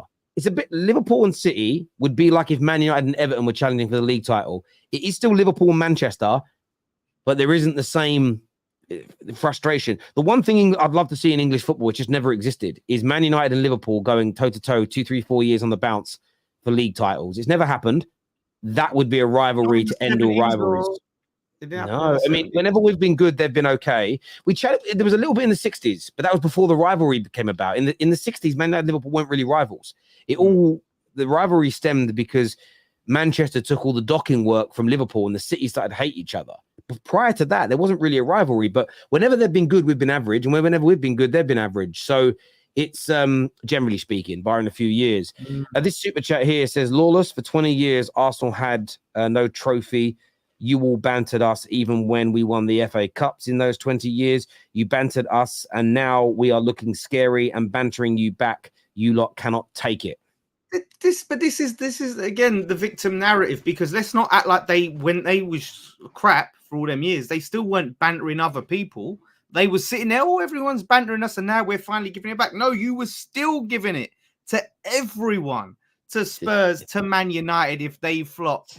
We remember it. So you was giving banter when you was crap, and you're giving banter now. It's never just stopped. Don't stop. And you've always given banter. So what is this now? We're finally giving it. You don't like it. No. False narrative. Most Arsenal fans disrespect Madrid, who have only lost 2 games all season, by the way, and disrespect City and Liverpool, who have players and managers who won the league. I don't think that happens, actually. I've seen a lot of listen, I know you're talking about the people that tweeted yesterday, give us Madrid, give us Real Madrid. After they won against Porto.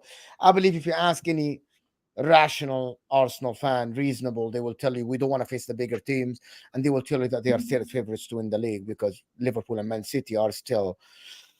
Okay, theoretically, Man City are still ahead of Arsenal because of the game that you're going to play at the Etihad. So I see what you're saying, Stephen, but nobody's disrespecting Real Madrid. It's just no. Yeah, I will say this as well. This is about all fans at all clubs. I would disrespect TikTok fans of any club because TikTok's just about saying the most outrageous thing. Even like when people did the combined 11s, the reason they did the combined 11s that way was to get traction. They didn't say it because they actually meant it. And you know, we've had a lot of TikTokers that have come on the terrace, and once they've come on and you challenge them on a few of their opinions, they very rarely want to come back on because there is no substance to what they're saying. By the way, I just missent this, guys. I've got to play it for you. It's Gary Neville's reaction to what Jamie Carragher had to say. Wear it next, and for the last part, you've got to wear it. I'm loyal. I'm loyal. To who? My jacket Manchester looks nice, United. big man. Thank you my very jacket much. looks nice. Not to Malik. What? I thought it was real. Yeah, I thought it was real, and then the sorry part. I got to play that to the boys. You hate on Arsenal, but Igal can't hate on Chelsea. I don't understand this. I've I'm consistent with it. At least I've called Igal out many times when he's sort of said things about clubs where I've looked at him and gone, "Bro, you're there as well." That's one thing I just can't do. Like my team right now is crap. I can't laugh at another team for being crap. It just doesn't hit right to me personally. But yeah, maybe I'm wrong. Wenger versus. Could you not enjoy if Liverpool bottled the league though? Could you not enjoy if they lost or Man City didn't get it? I would enjoy it, and I would celebrate the fact they didn't win it. I feel that's different from like laughing. I wouldn't call them out. You're losers. You're crap. You're rubbish. That wouldn't come out of my mouth because that's just stupid. Do you know what I'm saying? That makes sense. So yeah, the different again. Celebrating Arsenal not winning is not the same as dead banter. Like dead banter is, oh, you're rubbish, bruv. You saying that while you're sitting in 11th is weird to me. It just don't hit right. I think that's because schools ban banter and jokes, and kids don't learn how to do it properly anymore. You don't have that awkward silence in a class where you try and be funny and it don't hit. So everyone just thinks they're funny because they say it online. Everyone goes, oh, they don't really mean it. People stay up all night for the MLS skills challenge. Yeah, that was the maddest. That was Chelsea. I actually don't know what is this. Actually, so in the summer, Chelsea fans stayed up until 3 to 4 in the morning just to watch Kai Havertz do badly in the skills challenge in the MLS. That for me is a mad obsession. I'm not gonna lie, that's a little bit crazy. Because I was listen, as much as I cover all teams, I'm in bed for that stuff. Do you know what I mean? I'm in bed for that. I ain't getting up for any of that. Forgot the banter era. We're dishing it back. Yeah, they gave it when they was in the banter era. This is true. I've never seen an Arsenal fan do a hate along. So explain that, Lawless. There's banter, and then there's just hatred of Arsenal. Hasn't Troops done? Hasn't Troops? Shout out to Troops, but I'm sure he's done one. Listen, if he hasn't, I apologize, but I'm sure I've seen. I think Troops has, but I could also be wrong. Gooners haven't just started saying we're great, just FYI, because Arsenal have more attention on them these days. It seems like we're hyping them up. We've hyped them when Shamak scored versus Reading. We're fans. I don't think anybody hyped Arsenal. I'm an international fan, and I don't think anybody hyped Arsenal back in the days when you weren't making Champions League and weren't making top 4. I don't think anybody cared. Really, nobody cared about Arsenal. Only maybe Lawless, you cared. I didn't care, to be honest. I was watching them as a big team. They had Cazorlas, they had good players, Ozils and Aubameyang, but nobody cared. We've got all the AFTV receipts. We're gonna do it. We're gonna win the treble. Oh, we're fucked at the end of the season. Like, big up. Do you remember? I love Heavy D. There's a great meme of him. I love to find it where he says, "We got Welbeck. We got Sanchez." Every time he says that, everyone behind cheers. We got Sanchez. We got Ozil. We got Koscielny. We got everyone's yeah. And then it cuts to a week later where it goes, "We're fucked." I loved Heavy D. That was the best. That was the best meme ever. Rest in peace, my man. This here says Arsenal are the face of the banter YouTube era. So, sorry, it was like comfort food for rivals. Now it is hard to admire their good. Yeah, that's it. That's exactly what you're saying. They're good. There's no denying that they're good, but they have to achieve. They have to achieve at some point to solidify this. You can't just be good and not achieve. Otherwise, what was it all for? So yeah, no, I agree. They're good. I'll say it. Real Madrid and City would not have got more than 1 goal win versus this Porto team, and we have seen how Madrid play versus Leipzig. And that was going to be my question for you boys around Arsenal's ability to win it from here. But in the backdrop that Jamie O'Hara said this on TalkSport, a lot of rivals are saying it, that they're the worst team of the 8. And because they only, quote unquote, scraped past Porto, that means they will not be able to win it or go any further. Do you guys agree with that? It's cup competition. I don't think because they scraped it doesn't mean that they can go any further. But if we're acting like, for them, it's such a big achievement to even get through to the quarterfinals, we can't sit there and label them as anything close to favourites. I do think their lack of experience, and as Mo says, being a baby team in the Champions League, I think they are going to struggle when they face those experienced teams, the Real Madrids and the Bayern Munichs. But I don't think you can say just because they faked it, it means they're going to necessarily struggle. Can I say something that might sound outrageous to people? It doesn't matter who goes through from Atletico Madrid or Inter today, or it doesn't matter who goes through from PSV or Dortmund. Arsenal are only going to be favorites if they draw one of Dortmund or PSV. Doesn't mean they won't win against the other. It means that for me, Arsenal are not going to be favorites if they face Bayern Munich, Man City, Real Madrid, Inter, Atletico Madrid, Barcelona, or PSG in the Champions League in the quarterfinals because of the lack of experience. And it has nothing to do with quality and everything. It's just a lack of experience. And the latter stages of the Champions League, it makes a difference. So I believe they are probably 7th in the last 8. And it's not a hate, it's not banter. PSG has the best player on earth, Kylian Mbappe. Right? Bayern Munich has Thomas Tuchel, very experienced manager in competitions, won the competition before, reached the final with PSG and won it with Chelsea. And it doesn't matter how bad Bayern Munich are, they are an experienced team. Real Madrid, we know. Man City, we are. Inter reached the final last year. Right? Atletico Madrid, you ask any Man City fan what the team that you don't want to face, they'll tell you Atletico Madrid. Nobody wants to go to play at Wanda Metropolitana. Diego Simeone has never lost a game in the Champions League at home. Never. It never happened. And he doesn't win. He doesn't lose games that often. Right? Yes, he doesn't look great in the league, but he has years of experience in the Champions League. Reached 2 finals, lost on penalty on one of them, and the other one lost on extra time. He has years of experience on Mikel Arteta in this competition. Ask Man City fans and Pep Guardiola when they went to the Wanda Metropolitana.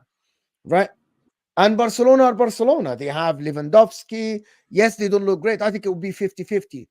But the only team that Arsenal might be a slight favorite or 50-50 is Barcelona because they are not great. However, Barcelona still have players and have experience in the Champions League. So, question for you on that.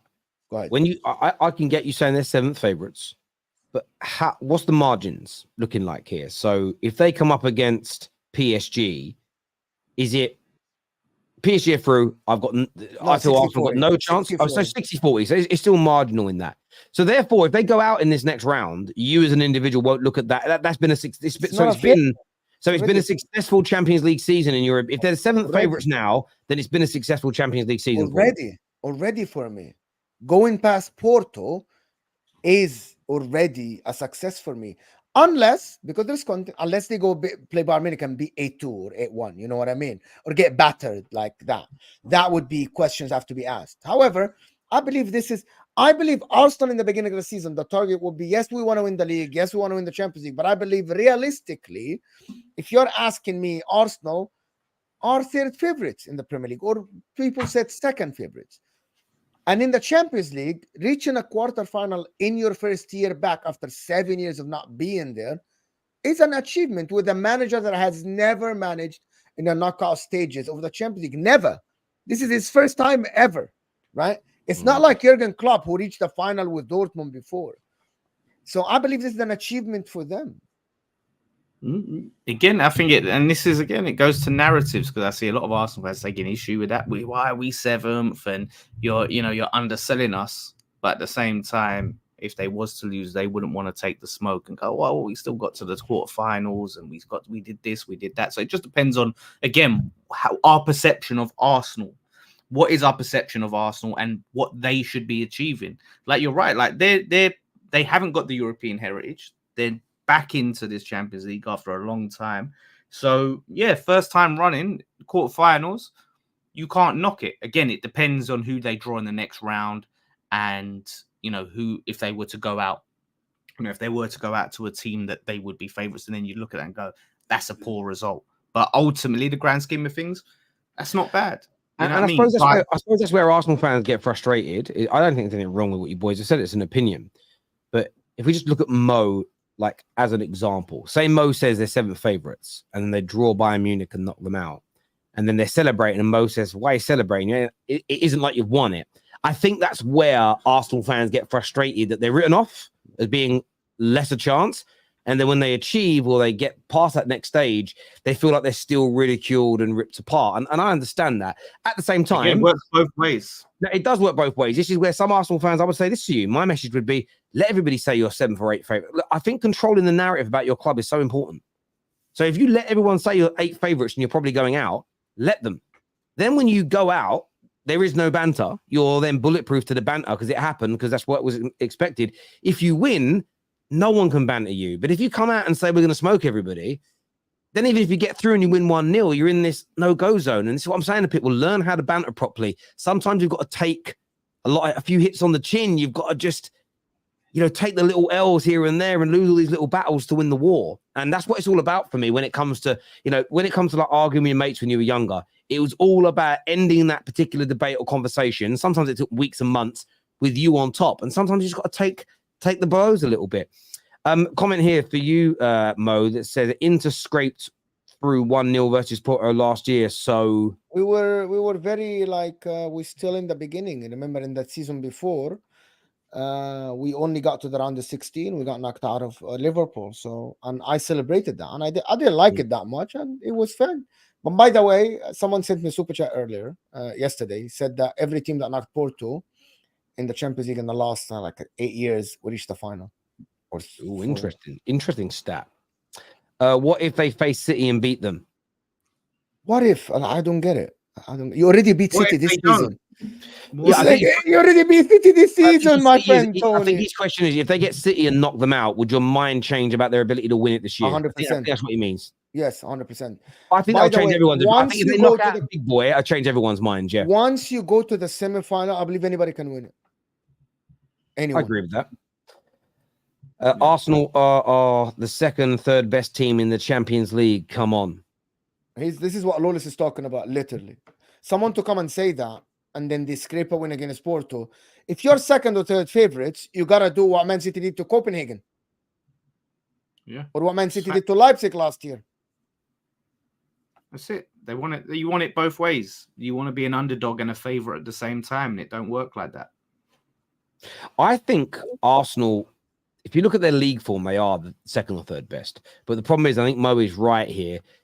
Champions League is a different tournament. It's a different competition. It's a different mindset, a different ethos. And you have to learn to become good at it again. And it doesn't mean Arsenal can't progress. It doesn't mean Arsenal can't win it.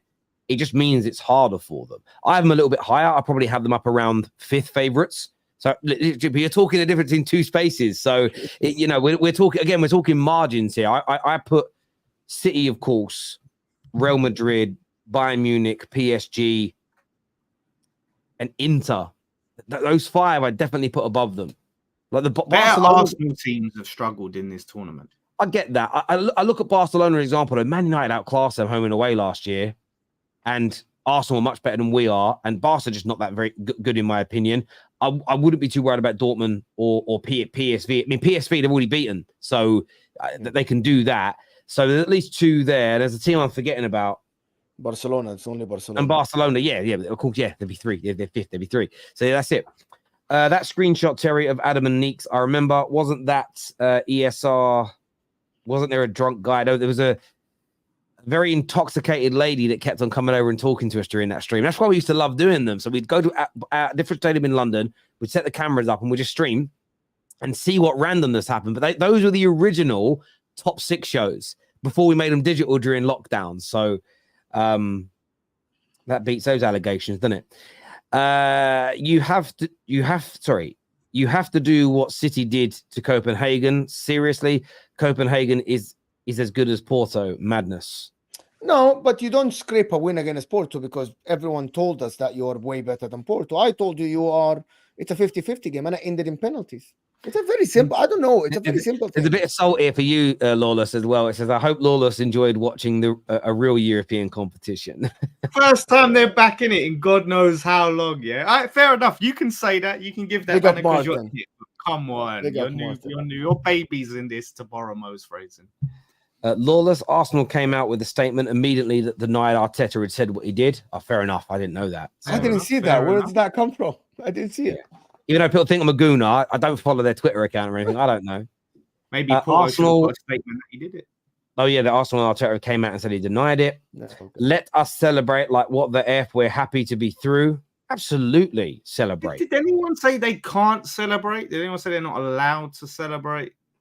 Can I ask you guys something? Jason Arsenal fans McAteer in the kind of did chat? last night. He kind of did. Let me ask the Arsenal fans. Did you guys see Man City's celebration versus Copenhagen? Is it comparable? Just ask yourselves that. Yeah, but go back and watch the first time they ever progressed through to a quarterfinal and look at their celebration. Yeah, of course, so that's exactly what I'm. But that's my point. That's why you're right. That's why you're right. Arsenal fans have got to also understand. In 5-6 years' time, if you keep playing as well as you are, you won't continue to celebrate how you do either. But how you're celebrating now in this moment is absolutely fair and fine. And I think that's a strange bit for me. That again, and maybe this is where the banter goes off key a bit. Maybe this is why I don't like the banter anymore. Because the banter used to be fun, but now professional pundits use banter as real talking points. And I think that's what bothers me. You'll actually get like a major TV network turn around and go, you shouldn't be celebrating. And it's like, what? It's crazy. This year says Lawless would pay his life savings for this to be true about Arteta. That smirk says it all. The way you did that at the same time you're reading it says it all. Love that he just says he doesn't like us. Hate right back at you from Australia, mate. Thanks for rice, bud. I really don't care whether it's true or not, really, to be honest. It's not going to change anything if it's true, is it? He's not going to get sanctions. There's another one for you here. It says Lawless, let it go, let it go. Rice is left. Rice who? We're into a baby team last year. We already answered this. Yes, I said that. Yeah, the season before, when we reached the round of 16 and faced Liverpool, we were still a baby team. But last year we reached the final. So it's the second. It was our second year.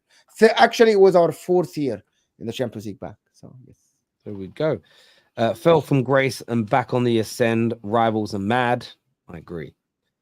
Big up Adam. Where is he? Adam's got a very, very good job working for a huge company. In fairness, I probably need to reach out to him and see if he wants to come on and do some content. He's always up for it, Adam. He's just very busy man, family life and everything else. But yeah, he's doing really well for himself. He's doing good. I think he was on first time I came on the show. Yeah, Adam's sort of part of what I call like the old school terrace, where like a lot of the new people have never seen his face, but he was legit. He was great. He just, again, we had this conversation backstage, just never took himself too seriously, loved having fun, could take a bit of banter. And when we finished streams, we'd just laugh and joke, we'd go and get food, and that'd be the end of the day. It was never, for some people nowadays, it's all a bit too serious. Lawless said Arsenal fans are unbearable. You compared West Ham to Arsenal for winning a European Conference League. I never. When did I say? I just technically we've won more in Europe than Arsenal. Technically, that's all I'm saying. I haven't said we're on the same level. They've got two. I mean, you got three or two. Well, if they're counting some of their trophies, right? So we won the Cup Winners' Cup and we've won the Conference League, but they're counting one of these Tim Pot ones, so we can count it in a total. No, they're not. They won the Cup Winners' Cup, but the Intercity Fairs Cup. That was before the UEFA Cup was the UEFA Cup, which is what the Europa League is. So that's an equivalent of the Europa League. No, I don't think it is. No. It is. That's not the UEFA Cup, is it? The Intercity Fairs Cup is the I didn't know that either until last week's show. And I looked at it, and in 1974, I think it became the UEFA Cup. And then UEFA Cup in like 2000 or whatever become the Europa League. So that's what I'm just saying. I think it's called the Intercities Fairs Cup, right? Yeah, let me read it out on here. This is on Wikipedia, by the way. It says the Intercities Fairs Cup, sometimes referred to as European Fairs Cup, was a European trophy between 1955 and 1971. It was considered that it was the predecessor to the UEFA Cup, now the Europa League. 12 teams were in it. Is that right? 12 teams in the first edition, but the last edition had 64. But there was always less teams in European competitions in the 50s. So it was the predecessor. So they shut this down and started the UEFA Cup. So Arsenal have two. I never. I thought we got 2.5. We got. I'm counting in a total as a half. No, you can't count in a total. You can't. You can't. Why not? It's a UEFA trophy. Fair enough. Listen, I'll let you have it. But I didn't know that either. I didn't know that until I started doing the research. Like the Intercity Fairs Cup, I thought that was some friendly thing. I didn't know it was real. And then it turns out it's legit. It was the second biggest It is. It's the second biggest European competition. It sounds Tim Pot, the name. It does sound Tim Pot. Do you know what? When I think of in the cities, I think about your old firm. The West Ham firm. I know. That's Yeah. what I thought. That's why I thought it was some some- Tim Pot thing. But yeah, it's legit. It's legit. Barca are not a bad side, mate. They have serious players out injured and still won on aggregate 4-2. Don't forget they beat Porto home and away. So I'm not saying they're a bad team. Please don't misconstrue me saying I think Arsenal can beat them to saying Barca are a bad team. I just don't think Barca are this team that you've got to be fearful of. Respect them, but not fearful. That's all I'm saying. Never said we're underdogs, weakest Champions League in a while. A lot of people say that, to be fair. This is we just need to be real. This is an incredible and unprecedented year. Mentality is up, football is up, and we are chance. We have a chance as well. I think. Unpredictable, sorry, not unprecedented. Yes, my dyslexia, sorry. I do believe a lot of the Arsenal hate comes from Arsenal reps on social media. Speak to rational Arsenal fans. We don't insult Madrid. We would be as big as these guys. Sorry, we want to be as big as these guys and have European heritage. Yes, fair. Yeah, that's why I always say it's not all. I say it's not all Arsenal fans. I always say that. There's some. But I wanted to say something about this. So Rory, Rory comes here in the top 6, of course. I do shows with Rory as well here. Rory yesterday after the game, he tweeted and said, "I believe us beating Porto like this is better than us battering Porto." And I'm like, you twisted it to be like positive. It's very positive. And I'm like, how? How? And the thing about it is that he explained it. And he has a point. And you sit with him, he has a point. But for you to say that us winning with penalties is better than us winning emphatically against Porto, that's more positive for the team, for the long term, for the progress or whatever. I believe this is just you're being just positive for the sake of being positive. Yeah, and because if they'd battered Porto, we wouldn't be coming and going, "Oh, it would have been better if we went to penalties." It's not as good. It would have been like, "Oh, this shows how great we are." That's what happens. They change it. It's so. No, but Rory is great. Rory is great. Listen, Rory is great. He comes in on the top 6. I do shows with him. He's absolutely great. But the way he spinned it and explained it to tell people, bro. And I'm like, you really just twisted it to make it look like, oh, yes, this is positive. I wanted this. I didn't want to batter Porto. And I'm do you know what it is? Yeah, I wouldn't agree with you not wanting to batter them. I think what they went through will help them. But yeah, it's the narrative and the way you spin it. Yeah, I'm shocked that my Barca made it, but let's see what happens. They do it if they can do it in the quarters. Big up Debs, long time no see. All Gunners initially joke about how we've been scratching the bottom of the barrel. Of course, we hype them regardless. Who cares if anyone else cares? Thank you, Docs. We are here to gain experience this year. Anything past the round of 16 is success. But I think we have a chance against any team, though. And I remember Lee Gunner, actually, obviously, when we did Straight Facts beginning of the year, was laughing at the idea they could win it, saying that Arsenal fans saying that are crazy. I don't quite remember where he said that they get to, but I think now kind of stems as success. A few people were saying, I'm making this stuff up about the Fairs Cup. I'm just going to show you what I read, just because I don't make things up. I'm not sitting here like making something up and then you guys can disprove it. So this is what it says on the website.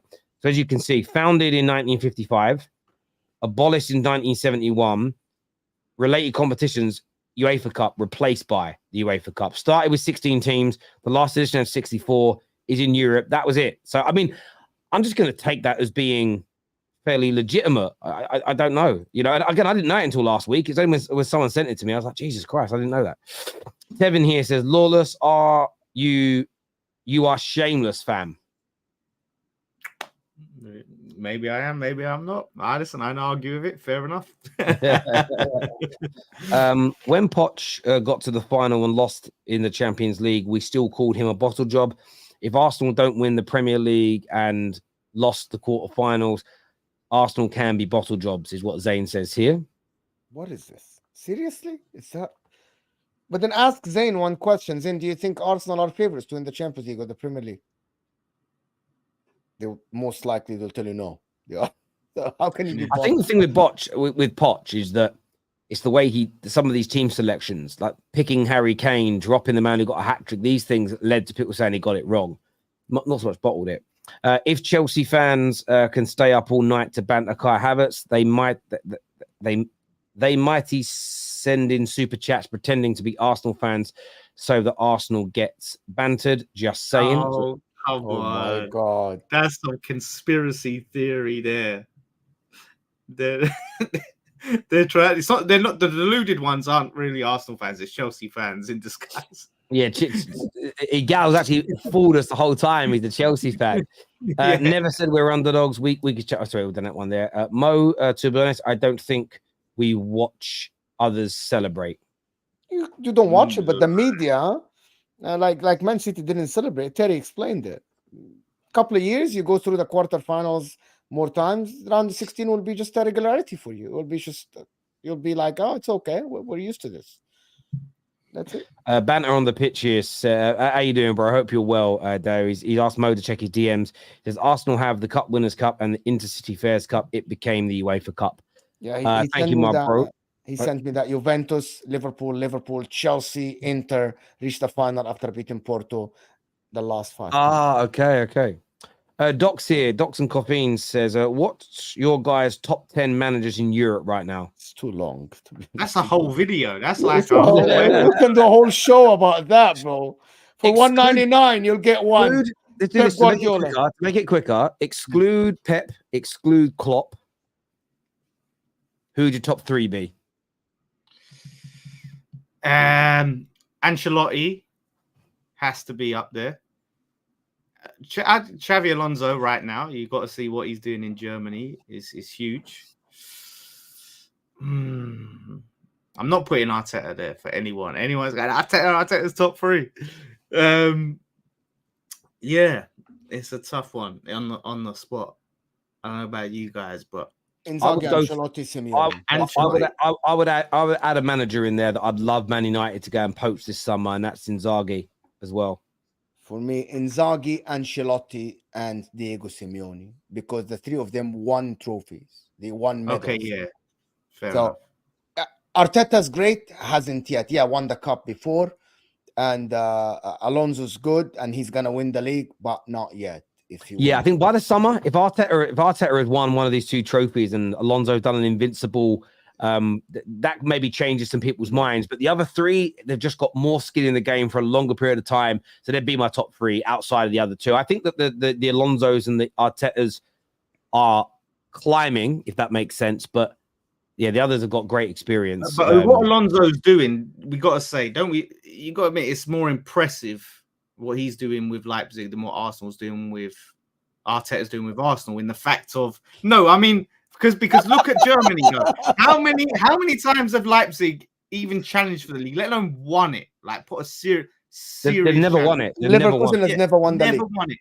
When have they challenged? Yeah, and they're going to win it. So they're on track. How many points? Leverkusen reached the final of the Champions League in 2002 against Real Madrid. So but let me throw a caveat in there. But now this is obviously going to upset people. Think I'm back in Arsenal, but it's a question. Devil's advocate. But are Bayern Munich this year? Are they as good as Liverpool and City? No, but at the same time, for them to drop, I mean, for us to just say, oh, it's just a poor Bayern Munich, that has to.